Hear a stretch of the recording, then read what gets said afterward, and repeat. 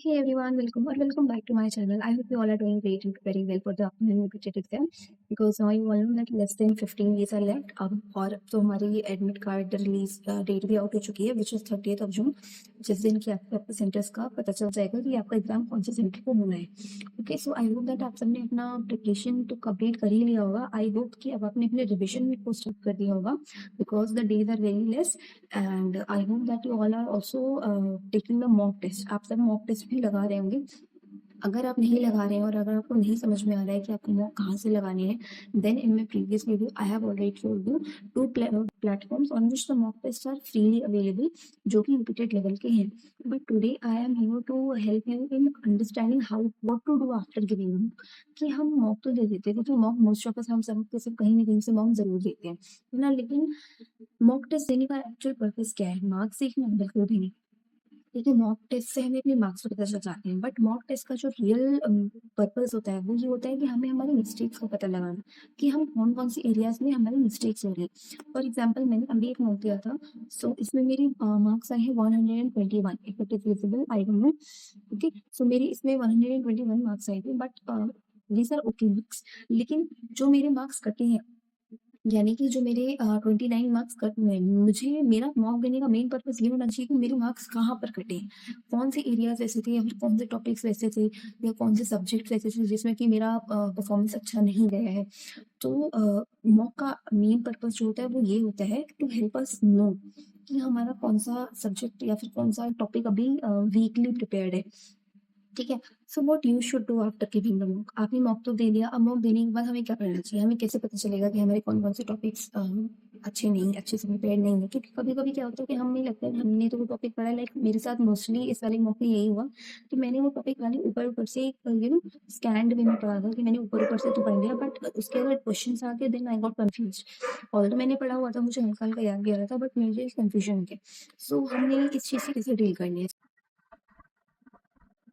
देखिए, जैसे कि अगर हम ये वाला एग्जांपल लेते हैं, मैंने ये मॉक अभी दिया था, कल परसों में दिया था मैंने ये, ठीक है? और इसमें मेरे आए थे देखिए टोटल 121 मार्क्स, ठीक है? और मेरी परसेंटाइल थी 98.09. बट हम जब भी हम मॉक मॉक टेस्ट लगाते हैं तो हमें इस चीज़ से कोई मतलब नहीं होना चाहिए कि हमारे टोटल मार्क्स कितने आए हैं या फिर हमारी परसेंटाइल कितनी बन रही है या कुछ भी. हमें सिर्फ और सिर्फ मतलब होना चाहिए कि हमारी मिस्टेक्स कहाँ पर हुई. मॉक्स का मतलब ही यही होता है. और देखिए, हमें किसी और के मार्क्स यहाँ पे देखिए टॉप स्कोरर्स के मार्क्स लिखे हुए हैं, तो हमें किसी के मार्क्स देख करके भी हमें बुरा फील नहीं करना है कि हमारे तो इतने कम मार्क्स आए हैं और दूसरों के इतने अच्छे आ रहे हैं. ठीक है, कोई बात नहीं, बट हमें जो हमारा मेन फोकस होना चाहिए वो होना चाहिए कि हमारा मेन मिस्टेक्स कहाँ पे हो रही है. ठीक है, तो देखिए, सबसे पहले हम देखते हैं सीडीपी. सीडीपी में देखिए मेरे 23 मार्क्स आए हैं, इसका मतलब कि मेरे 7 क्वेश्चन रॉन्ग हुए. अब मैं ये देखूंगी कि मेरे को 7 क्वेश्चन जो है वो कौन से टॉपिक से रॉन्ग हुए. तो मैं जाऊंगी नीचे और यहाँ पर मैं ओपन कर लूंगी इनकरेक्ट वाला पार्ट.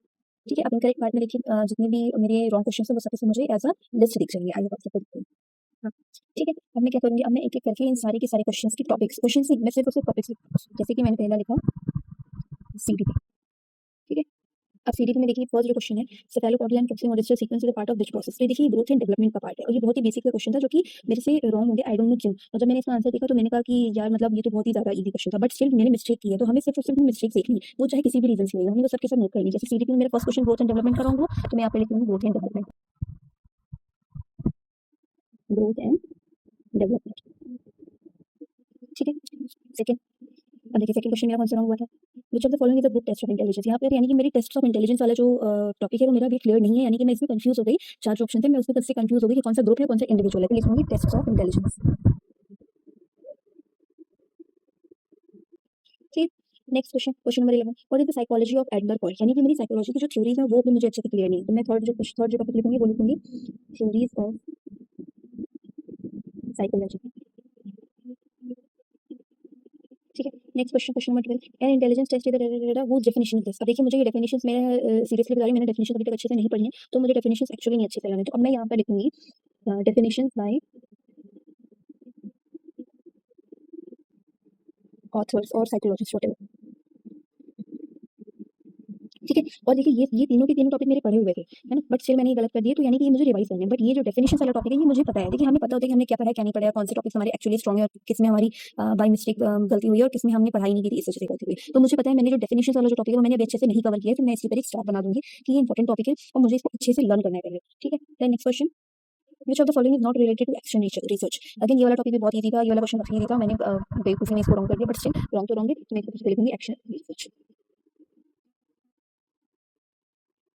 ठीक है. देन क्वेश्चन नंबर 6 मतलब next question, which of the following is not a feature in relation to RTE act, यानी कि राइट टू एजुकेशन से जो क्वेश्चन था वो मेरा होगा। तो मैं यहाँ पर आरटीई करूँगी, मैंने आरटीई को भी मैंने अच्छे से नहीं पढ़ा है, तो मैं इसके ऊपर भी एक स्टार लगा दूँगी। ये जो क्वेश्चन 6 थे ये मेरे रॉन्ग हुए, और देखिए मैंने एक मेरी लिस्ट तैयार हो गई है कि मेरे कौन-कौन से टॉपिक्स अगर मेरे अच्छे नहीं रहेंगे, और हमें हर मॉक के बाद करना है, और ये सिर्फ मैंने अभी तो सिर्फ आपको सीडीपी का करके बताया, ऐसे ही करके आपको हर एक सब्जेक्ट पढ़ना है, ठीक है? इतना प्रॉपर वे में नहीं, मैंने तो ये सिर्फ आपको समझाने के लिए इतना नीट एंड क्लीन बनाया है, बट आप इसको रफली कोई भी आप कॉपी ले सकते हैं और उसमें आप इसको रफली बना सकते हैं, जिससे कि आपको ये क्लैरिटी मिल जाए कि आपके कौन-कौन से टॉपिक्स अच्छे से आप कर ले रहे हैं, क्योंकि इसमें जो टॉपिक्स इसमें नहीं आएँगे। और देखिए जब हम मॉक लगाते हैं ना, तो कोई ना कोई टॉपिक ऐसा ज़रूर आता है जो कि हमें लगता है कि ये वाला टॉपिक तो हमने पढ़ा ही नहीं है, और ये वाला टॉपिक हमने पढ़ा तो है बट अच्छे से नहीं याद आ रहा है, तो इसमें हमें रिविजन की ज़रूरत है। तो आप अगर एक लिस्ट बना देंगे तो इससे क्लैरिटी मिलती है कि हमें कौन-कौन से टॉपिक्स अभी दोबारा से रिवाइज़ करने हैं, कवर करने हैं। जैसे अब मैं क्या करूँगी, ग्रोथ एंड डेवलपमेंट बहुत ही बेसिक सा टॉपिक है, बट स्टिल मैं इसको, क्योंकि मैं इसको आई थिंक मैं इसको ऐसे ही बार-बार हर बार अवॉइड कर रही थी कि ये इतना बेसिक टॉपिक है तो ये तो मुझे आता ही है, तो इसको मैंने छोड़ दिया। और देखिए इनमें से एक क्वेश्चन मेरा रॉन्ग हो गया, है ना? तो मैं क्या करूँगी, मैं सबसे पहले ग्रोथ एंड डेवलपमेंट रिवाइज़ करूँगी अच्छे से जो मेरे नोट्स हैं, ठीक है? टेस्ट ऑफ इंटेलिजेंस इससे रिवाइज़ करूँगी। ये सारी की सारी जो टॉपिक्स हैं वो रिवाइज़ करूँगी, और जिस पे मैंने स्टार बनाया है, उसको मैं थॉरोली अच्छे से पढ़ूँगी और उसके प्रैक्टिस सेट्स लगाऊँगी with the help of YouTube, ठीक है? तो आई होप आपको क्लियर हो गया होगा कि आपको मॉक का एनालिसिस कैसे करना है, ठीक है? सो आई होप कि आपको इससे हेल्प मिलेगी। सो या So this was just a blueprint of how you will analyze your mock, कि आपको अपना मॉक एनालाइज करना कैसे है। मैंने तो बहुत ही फेयर, बहुत ही सुंदर-सुंदर करके लिखा। तो this is what you will do, कि अब आप अपने मॉक्स लगाएँगे, और आपको ज़रूरी नहीं है कि आप एक प्रॉपर वे में इतने सुंदर-सुंदर लिख करके ही अपना एनालिसिस करें। जैसा आपको ठीक लगता है, जैसा आपको अच्छा लगता है, आप वैसे कर सकते हैं। But this is a request from my side to help you increase your marks, कि आपको आपके जो मार्क्स हैं वो इसी तरह से इंक्रीज़ होंगे, जब आपको पता चलेगा कि आपका कौन सा टॉपिक अच्छे से प्रिपेयर नहीं है। क्योंकि हम सिर्फ पढ़ते जाते हैं तो हमें लगता है हाँ, ये तो हमने पढ़ा हुआ है, ये भी पढ़ा हुआ है, तो ये तो हमें आता ही होगा।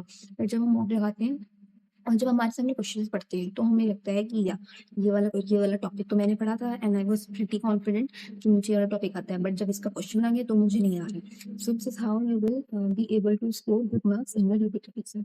सो yeah, all the best for your preparation, and keep learning, keep studying. Bye bye.